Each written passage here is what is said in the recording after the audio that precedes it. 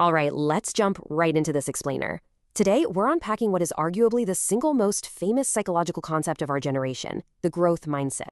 I mean, it's literally everywhere right now, isn't it? From elementary school classrooms all the way up to Fortune 500 boardrooms. It's totally embedded in mission statements and, everyday corporate jargon. But before we just blindly accept what millions of schools and corporations are treating as gospel, we really need to pause and ask a critical question.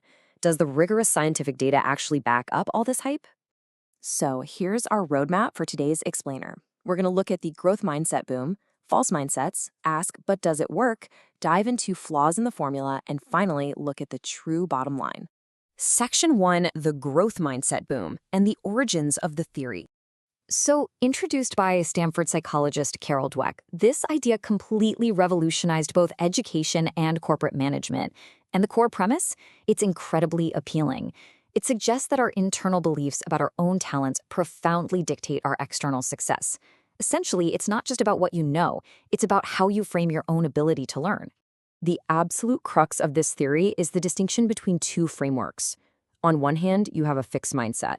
That's the belief that talents are just innate gifts. You're either naturally smart or you aren't. In this mindset, people desperately want to appear smart, so they tend to avoid effort and hide their weaknesses. But on the other hand, a growth mindset is the belief that talents can actually be developed through hard work, good strategies, and input from others. People with this mindset focus on learning, they embrace challenges, and they bounce back from failure. Moving on to Section 2, false mindsets and misconceptions. Now, as the concept exploded into a massive buzzword, even Dweck herself had to step in.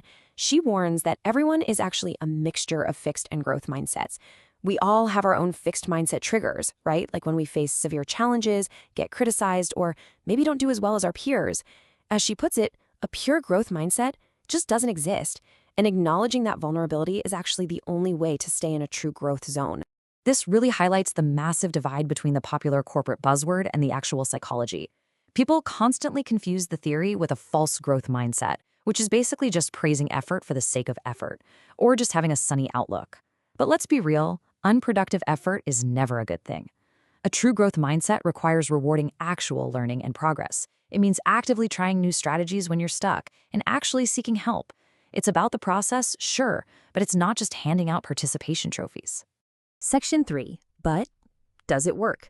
Measuring the real-world results. This brings us to a highly critical evaluation of the theory's real-world application. Because look, we know the theory sounds amazing on paper, but do these heavily funded real-world school programs actually translate to better grades for students? Well, in 2022, an absolute bombshell of a systematic review and meta-analysis by researchers Brooke McNamara and Alexander Burgoyne dropped in the Psychological Bulletin.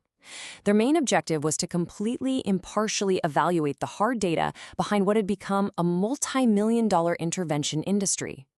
Just to wrap our heads around the sheer scale of this investigation, the researchers examined a massive pool of 63 independent studies. We're talking about nearly 100,000 students here. They weren't just looking at the quantity of the data, but critically, they were looking at the rigorous quality of the evidence. And wow, take a look at the tiny effect sizes they uncovered. The researchers found an overall effect size of just 0.05 on academic achievement. That is a mathematically insignificant result. And it actually gets even more surprising.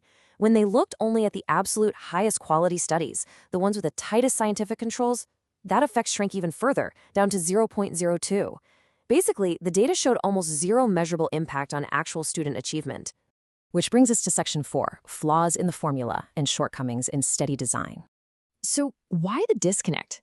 Well, the meta-analysis found major shortcomings in study design across the board. The researchers laid out that for a study to actually prove mindset training works, it has to follow some very strict best practices. You have to compare the treatment to an active control group, you have to randomly assign people, and this is absolutely crucial, you can't introduce any other differences between the groups aside from teaching that intelligence is malleable. And that brings us to what might be the fatal flaw they found: confounding variables. It turns out often a treatment group gets a growth mindset lesson plus a bunch of encouragement to work harder. Meanwhile, the control group gets nothing. But when researchers mathematically separated the two, they found that the effort encouragement alone was what was driving the positive results. Simply put, telling kids to work harder produces higher achievement regardless of what they believe about intelligence. When the only difference was the mindset training, the benefits completely vanished. Section 5. The true bottom line and spurious results. Impartially reporting on the data, the systematic review wraps up with a pretty stark reality check. McNamara and Burgoyne bluntly state that positive results are rare and possibly spurious. They suggest that the apparent academic benefits of these programs are much more likely due to study flaws, inadequate designs, and researcher bias, rather than any actual mindset shift. Actually, they even noted a pretty huge red flag. Authors who had a financial incentive to report positive findings published significantly larger effects than those without one.